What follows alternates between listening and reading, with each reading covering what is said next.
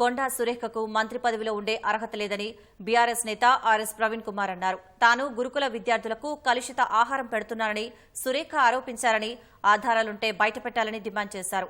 విద్యార్థుల ప్రాణాలు కాపాడేందుకే బీఆర్ఎస్ గురుకుల బాట కార్యక్రమం చేపట్టిందని, గురుకుల బాట అని చెప్పగానే కాంగ్రెస్ కు భయం పుట్టిందన్నారు.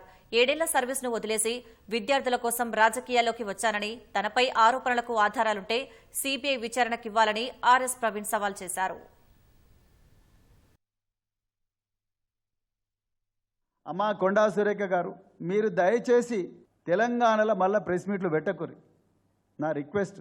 తెలంగాణ సమాజం మిమ్మల్ని ఎప్పుడో తిరస్కరించింది. తెలంగాణ ఉద్యమ సమయంలోనే మీరు మానుకోటలో రైల్వే స్టేషన్ దగ్గర తెలంగాణ బిడ్డల మీద, తెలంగాణ పోరాట యోధుల మీద, తెలంగాణ విద్యార్థి నాయకుల మీద ఘోరంగా దాడి చేసినప్పుడే మిమ్మల్ని తెలంగాణ తిరస్కరించింది. అసలు మీకు మంత్రి పదవిలో ఉండే అర్హత లేదు సురేఖ గారు. మీరు నా గురించి మాట్లాడుతున్నారు. నేను నా బిడ్డలు, నా సొంత బిడ్డలను వదిలేసి ఈ 2 లక్షల మంది బిడ్డలు నా బిడ్డలు అనుకొని నేను నా పిల్లలను వదిలేసి ఈ పిల్లలందరి చుట్టూ తిరిగిన. నేను ప్రతిరోజు కూడా ఆరాటపడ్డా. నేను 9 సంవత్సరాలు ఆరాటపడ్డా.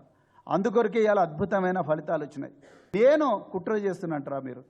కేటీఆర్ గారు కుట్ర చేస్తున్నట్రా? కుట్ర చేస్తున్నది ఎవరు? అది కూడా తెలంగాణ పిల్లలకు తెలవాలి.